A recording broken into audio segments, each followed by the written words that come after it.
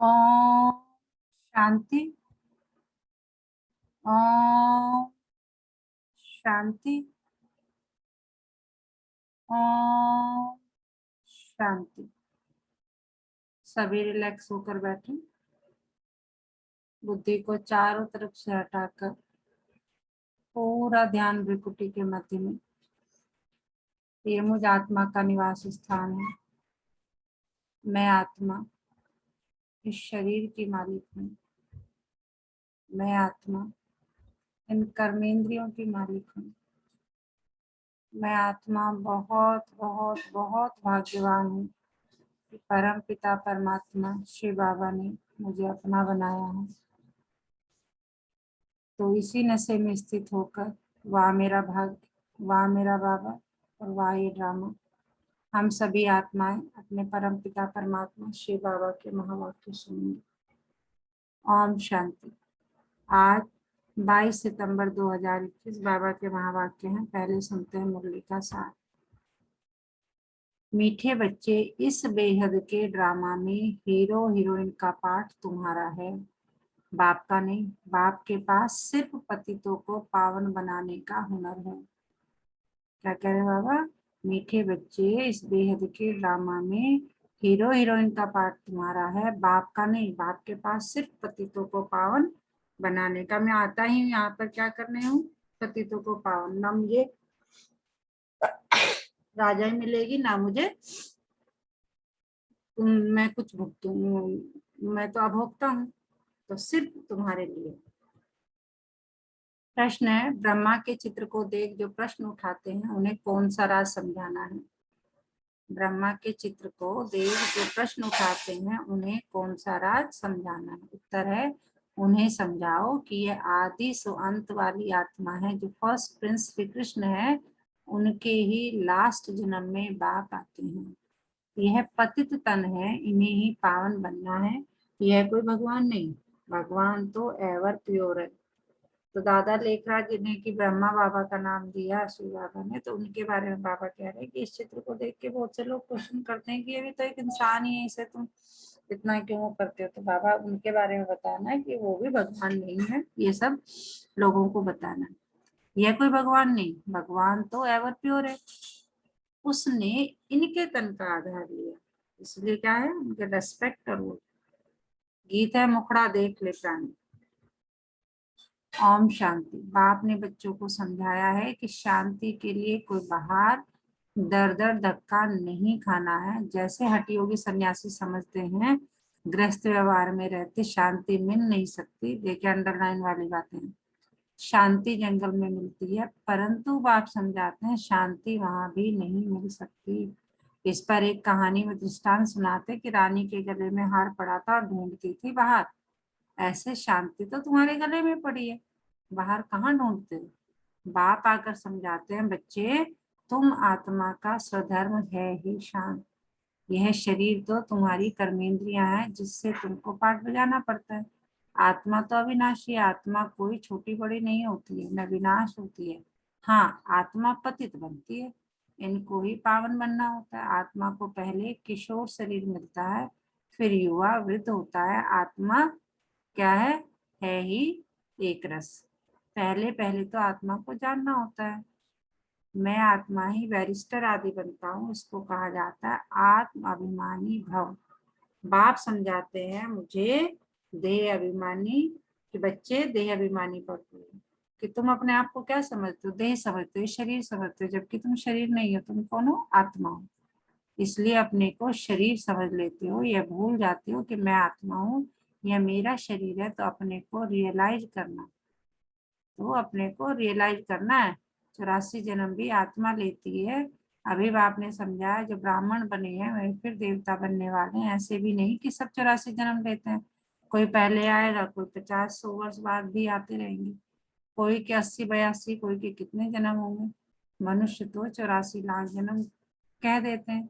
इनसे भी सेटिस्फाई नहीं होते, फिर कह देते कण कण में भगवान है। अब भगवान कहते हैं कि मैं किसी मनुष्य तन में भी नहीं हूँ, तो जानवर पत्थर टिक्कर कण कण में कैसे होगा? बाप ने समझाया नंबर 1 ही लास्ट नंबर में तमो प्रधान बनते हैं। मैं खुद कहता हूँ कि मैं बहुत जन्मों के अंत में साधारण तन में प्रवेश करता हूँ। जिसने पूरे 84 जन्म लिए हैं वह तो जरूर पतित होगा, पावन तो हो नहीं सकता। बाप खुद कहते हैं पहले नंबर में है श्री कृष्ण, फर्स्ट प्रिंस। श्री नारायण तो बाद में बनता है जब बड़ा होता है। बाबा कह रहे पहले कौन है? श्री कृष्ण। तो फिर क्या है? नारायण तो बाद में बनता है जब बड़ा होता है। वह भी 20-25 वर्ष कम हो जाते हैं, उनके भी पूरे 84 जन्म नहीं कहेंगे। नंबर 1 है श्री कृष्ण, भल वही फिर स्वयंवर बाद नारायण बनते हैं, परंतु हिसाब तो बच्चों को करना है ना। पूरे 84 जन्म 5000 वर्ष श्री कृष्ण के ही कहेंगे। तो बाप बैठ समझाते हैं, मैं कल्प कल्प उसी ही तन में आता हूँ जिसका आदि से लेकर अंत तक पाठ है, दूसरे कोई में आ नहीं सकता हूँ। हिसाब है ना, ब्रह्मा ही पहला नंबर ठहरा, मैं और कोई में आ कैसे सकता। तुमसे बहुत लोग पूछते हैं सिर्फ एक ही ब्रह्मा में क्यों आते हैं, परंतु ये हिसाब है ना, यह समझने की बात है। गाया भी हुआ है, ब्रह्मा द्वारा स्थापना करते हैं, विष्णु व शंकर द्वारा स्थापना नहीं करते हैं। यह और कोई का काम नहीं है। मनुष्य रचता और रचना को नहीं जानता है, यह भी ड्रामा में नूंद है। बनी बनाई बन रही चिंता ताकि कीजिए, यह अभी की बात है। जो होनी है वही होती है, वह बदल नहीं सकती। आज जो कुछ होता है फिर 5000 वर्ष बाद होगा। बाबा ने समझाया भी था, कोई भी बात ऐसी देखो तो बोलो यह कोई नई बात नहीं, 5000 वर्ष पहले भी हुआ था, एकदम ऐसा लिख दो। फिर भलवे आकर पूछे, लिखने में कोई हर्जा नहीं है, यह लड़ाई पहले लगी थी, नथिंग न्यू। महाभारत की लड़ाई 5000 वर्ष पहले भी हुई थी, क्रिश्चियन ने भारत में आकर राज्य छीना, नथिंग न्यू। फिर कल बाद भी ऐसा ही होगा। यह वर्ल्ड की हिस्ट्री ज्योग्राफी रिपीट होती रहती है। अब फिर से आदि सनातन देवी देवता धर्म की स्थापना हो रही है, जिनके 84 जन्म पूरे हुए वही पहले नंबर में लक्ष्मी नारायण बनेंगे। यह सब राज बाप ही बैठ समझाते हैं। बाप कहते हैं मैं मनुष्य सृष्टि का बीज रूप हूँ, इनको उल्टा झाड़ कहा जाता है। इस कल्प वृक्ष की आयु 5000 वर्ष है। स्वास्तिका में 4 भाग एक जैसे देखेंगे तो युग भी इक्वल है, उसमें फर्क नहीं पड़ता। बाप समझाते हैं कि देखो दुनिया में तो क्या क्या हो रहा है, कोई मून में जाते, कोई आग पर, कोई पानी पर चलना सीखते, ये सब है फालतू, इससे कोई भी फायदा नहीं। मनुष्य पावन बन मुक्ति जीवन मुक्ति में तो जा नहीं सकते कुछ भी कर, परंतु वापस घर जा नहीं सकते। बाबा करे कुछ भी कर लो, लेकिन अल्टीमेट गोल जो हमारा है क्या कि हमें परम धाम वापस बाबा के पास जाना है, वो नहीं हो सकता। आत्मा को अपना घर और बाप का घर भूल गया, आत्मा अपने को ही भूल देह अभिमानी बन पड़ी है। फिर मंदिरों में जाकर महिमा गाते हैं, आप सर्वगुण संपन्न, हम नीच पापी हैं, अपनी ग्लानि करते हैं। बाप तो कभी पुजारी नहीं बनते। अच्छा, फिर सेकंड नंबर में कहेंगे शंकर भी है पूज्य, वह भी पुजारी नहीं बनते, उनका पाठ भी यहाँ नहीं है। इस स्टेज पर पाठ है किसका? ब्रह्मा और विष्णु का। ब्रह्मा और विष्णु का क्या क्या पाठ है ये दुनिया में किसको भी पता नहीं है। त्रिमूर्ति ब्रह्मा कह देते हैं, अर्थ कुछ भी नहीं समझते। यह भी गाते हैं ब्रह्मा द्वारा स्थापना कौन करते हैं, उनका चित्र ही नहीं, मुख से कहते हैं परंतु वह कहाँ है, शिव क्या चीज है वह भी नहीं जानते। आत्मा के लिए कहते हैं प्रकृति के बीच चमकता है अजब सितारा, मैं आत्मा अविनाशी हूँ, शरीर विनाशी, कितने शरीर लेते कुछ भी पता नहीं। मनुष्य कितने दुखी है, रड़िया मारते रहते हैं। ओ गॉड फादर, जब से दुख शुरू हुआ पुकारते आए, यह भी समझाया गया भारत में जब रावण राज्य शुरू होता है तो ऐसे नहीं और धर्मों में भी रावण राज्य हो गया नहीं, उनको तो अपने समय पर सतो रजो तमो में आना ही है। यह कहानी सारी भारत पर है, वह तो बाई प्लॉट है। बाप बीच में ही आते हैं। भारत जब तमो प्रधान बन जाता है तो फिर सारा झाड़ तमो प्रधान बन जाता है, उनको भी सुख दुख भोगना है, झाड़ में नए नए पत्ते निकलते हैं, वह बड़े शोभनीक होते हैं। नयों को फिर सतो रजो तमो में जा जरूर आना है। पिछाड़ी में जो आते हैं उनका कुछ मान रहता है, एक जन्म में भी सतो रजो तमो से पास कर सकते हैं, परंतु उनकी कोई वैल्यू नहीं रहती। वैल्यू तो उनकी है जो हीरो हीरोइन का पार्ट बजाते हैं। ऐसे नहीं कहेंगे बाबा हीरो हीरोइन का पार्ट बजाते हैं, बाबा के लिए नहीं कह सकते, वह तो आकर पतितों को पावन बताते हैं बनाते हैं। शिव बाबा कह रहे मेरा कोई पार्ट नहीं है, मेरा सिर्फ एक काम है कि मैं आकर क्या करूंगा, पतितों को पावन, और मेरा भी एक समय है आने का। 5000 वर्ष बाद मैं आता हूँ और पतितों को पावन बनाने का सिर्फ मेरा काम। खुद पतित नहीं बनते, तुम पतित से पावन बनने की मेहनत करते हो। श्रीमत पर राजयोग से ही राज्य लिया गया था, अभी तुम फिर ले रहे हो। बाबा कहते हैं मैं तो राज्य नहीं करता हूँ, तुमको राजाओं का राजा बनाता हूँ। अब दुनिया में मनुष्य कहते तो बहुत है, भगवान वाच में तुमको राजाओं का राजा बनाता हूँ, परंतु उनका अर्थ न कुछ समझते हैं न किसको समझा सकते हैं। भगवान वाच तो जरूर भगवान आया था तब तो कहा होगा ना कि बच्चों भारत में शिव जयंती शिवरात्रि मनाते हैं, बाप आते भी हैं भारत खंड में। भारत ही अविनाशी खंड है, उनकी महिमा बहुत भारी है। जैसे बाप की महिमा अपरंपार है, वैसे भारत की महिमा भी अपरंपार है। भारत में ही परमपिता परमात्मा आकर सब मनुष्य मात्र की सदगति करते हैं, सबको सुख देते हैं। उनका बर्थ प्लेस भारत है, भारत ही प्राचीन देश है। भगवान राजयोग सिखलाने भारत में ही आया था, परंतु कृष्ण को भगवान कह देने से उनकी महिमा नहीं रही है। भगवान तो है ही एक, उनको ही सदगुरु कहा जाता है, बाकी गुरु तो ढेर है। कोई धंधा सिखलाने वालों को भी गुरु कह देते हैं, आजकल तो सबको अवतार मान लेते हैं। मनुष्य को कह देते हैं ये हमारे अवतार है, ये हमारे भगवान है, कुछ भी समझते नहीं। जब बिल्कुल पतित बन जाते हैं तब पुकारते हैं बाबा आकर हमको पावन बनाओ। बाप ही आकर सच्ची सच्ची अमर कथा सुनाते हैं। अब तुम्हारी बुद्धि में है कि हम 84 जन्मों में कैसे आते हैं। बाबा कह रहे सिवाय तुम्हारे और कोई जानता नहीं कि हमने 84 जन्म कैसे लेते हैं। सारी वर्ल्ड की हिस्ट्री ज्योग्राफी हम ही जानते हैं। हम भी कैसे जानते हैं, बाबा ने हमें आके खुद बताया, हमें पहचाना है, अपना बनाया है। तो कितने भाग्यवान है। अपने भाग्य पर बहुत बहुत बहुत हमें क्या होना चाहिए, खुशी होनी चाहिए। अब तुम्हारी बुद्धि में है कि हम 84 जन्मों में कैसे आते, पहले अच्छा जन्म फिर उतरते जाएंगे। दुनिया की भी उतरती कला होती है, मनुष्यों की बुद्धि सतो रजो तमो बनती है, सतयुग से फिर थोड़ी थोड़ी उतरती कला शुरू हो जाती है। चढ़ती कला तेरे भाने सर्व का भला, सर्व का सदगति दाता तो एक बाप है ना। वो गुरु लोग तो सिर्फ शास्त्र सुनाते हैं, सुनते सुनते गिरते ही आए। बेहद का बाप आकर बच्चों से पूछते हैं मैं तुमको इतना साहूकार बनाकर गया, इतने हीरे जवाहरों के महल देकर गया, वे सब कहाँ गए। लौकिक बाग बच्चों को पैसे देते हैं, लेकिन बच्चे पैसा बर्बाद कर देते हैं। तो बाप बुलाकर पूछते हैं तुमने इतना पैसा कहाँ बर्बाद किया। लौकिक में बाबा बात कर रहे हैं, बच्चों के पास पैसे होने से बहुत उड़ाते बहुत है। बाप धर्मात्मा है, बच्चे विलायत में जाकर लाखों रुपए उड़ाते हैं, बाप कुछ कर नहीं सकता। बाप फरकती भी दे नहीं दे सकते क्योंकि दादे की मिल्कियत है, परंतु अंदर जलते रहते हैं। बाप के मर जाने के बाद कोई कोई तो ऐसे गंदे बच्चे होते हैं 12 मास में सारी मिल्कियत उड़ा देते हैं। वह है हद की बातें। बाबा ये सब एग्जाम्पल दे के हमें समझा रहे हैं। यह है फिर बेहद की बात। बेहद का बाप कहते हैं तुम कितने धनवान थे, विश्व के मालिक थे, मैं तुम्हें राजा महाराजा बना के गया था, तुम्हारी हालत कैसे हो गई, फिर कंगाल क्यों बने हो, इतना धन कहाँ गया। बच्चों से ही बाप पूछते हैं भारत को इतना साहूकार बनाया, सब पैसे कहाँ गए। फिर बाप ही बैठ समझाते हैं भक्ति मार्ग में कितना खर्चा करते हैं, शास्त्र आदि के पिछाड़ी कितना खर्चा करते हैं, माथे भी टेकते गए, टिप्पण भी घिस गई, पैसे आदि सब कुछ गंवा बैठे। यह है ड्रामा। बाबा कह रहे इसमें तुम्हारी कोई गलती नहीं, ये ड्रामा का पार्ट था, ये होना ही था। हम तुमको साहूकार बनाते हैं, रावण तुमको कंगाल बनाते हैं। भारतवासी कोई बाप समझाएंगे ना। भारत ही सोने की चिड़िया थी, इतना धन था जो दूसरे धर्म वाले लूट कर ले गए।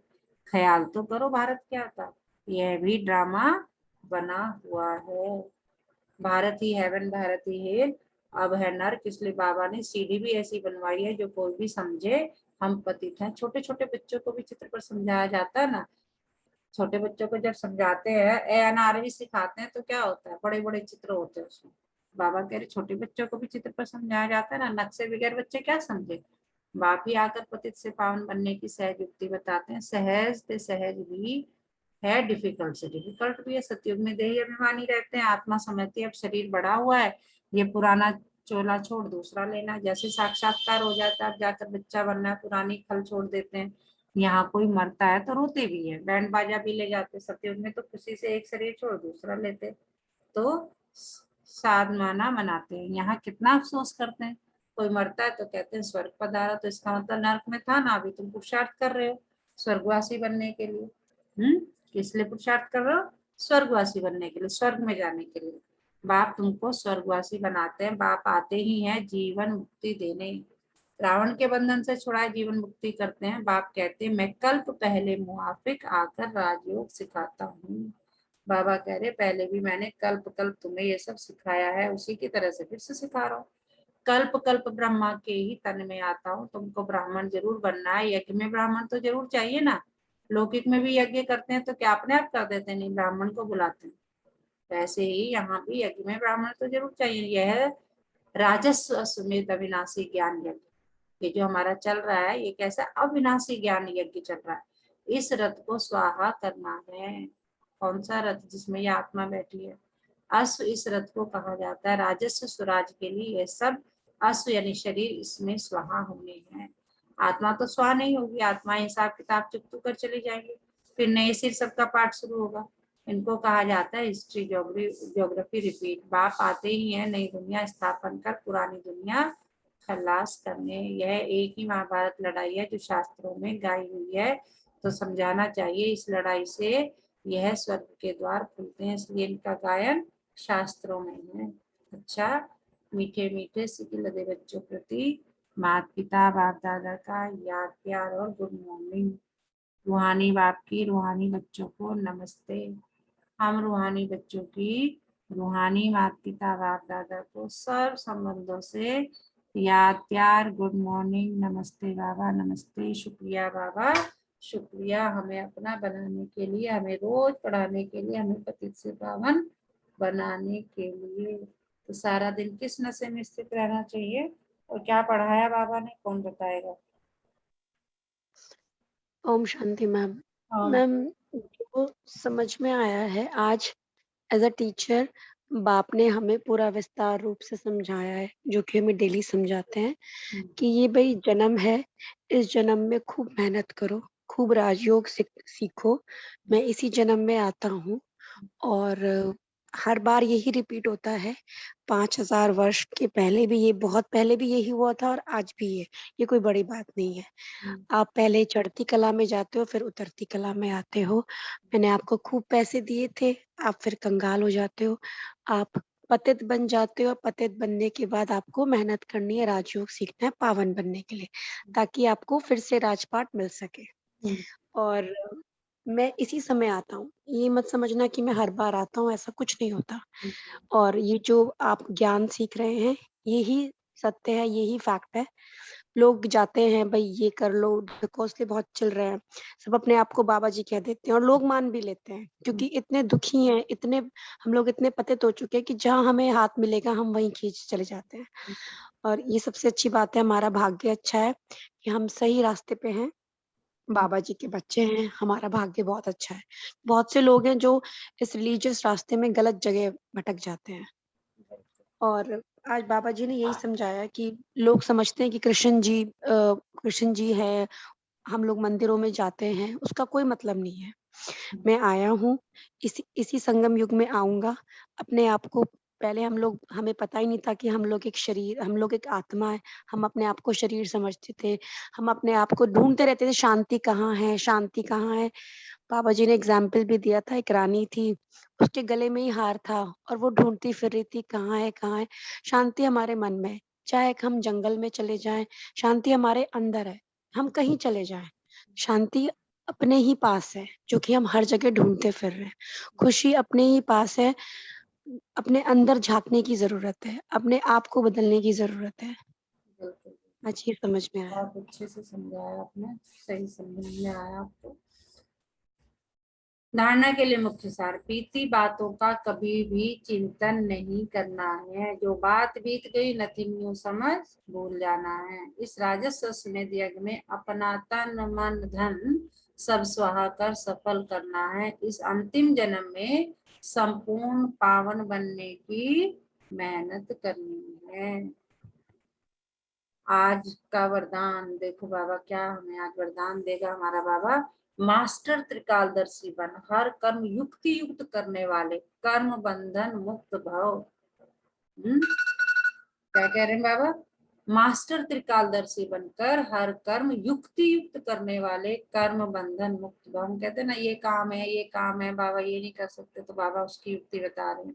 जो भी संकल्प बोल वे कर्म करते हो वे मास्टर त्रिकालदर्शी बनकर करो, तो कोई भी कर्म व्यर्थ व अनर्थ नहीं हो सकता। त्रिकालदर्शी अर्थात साक्षीपन की स्थिति में स्थित होकर कि ये तो ड्रामा का पार्ट है, ये तो होना ही है। कर्मों की गुह्य गति को जानकर इन कर्मेंद्रियों द्वारा कर्म कराओ तो कभी भी कर्म के बंधन में नहीं बंधेंगे। हर कर्म करते कर्म बंधन मुक्त कर्मातीत स्थिति का अनुभव करते रहेंगे। स्लोगन है, जिनके पास हद की इच्छाओं की अविद्या है वही महान संपत्तिवान है। क्या कह रहे हैं देखो, आज हमें चाबी दे दी बाबा ने। जिनके पास हद के इच्छाओं की अविद्या है वही महान संपत्तिवान है।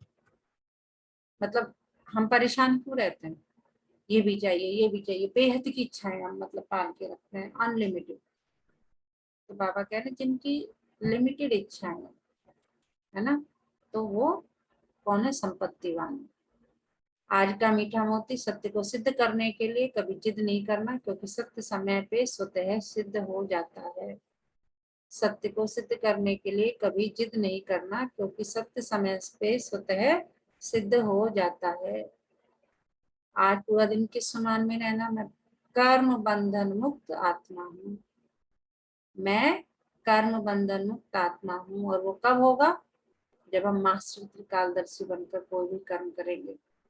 तो कोई भी कर्म बाबा कह रहे हैं व्यर्थ और अनर्थ नहीं हो सकता, यानी साक्षीपन की स्थिति में होकर करेंगे कि ये तो ड्रामा का पार्ट है, ये तो होना ही है, मैं इसमें क्या हूँ, एक्टर एक्ट्रेस हूँ, मुझे इसे देखना ही है। तो मैं कर्म बंधन मुक्त आत्मा हूँ, इसे स्वमान में पूरा दिन हमें रहना है। अच्छा, ओम शांति।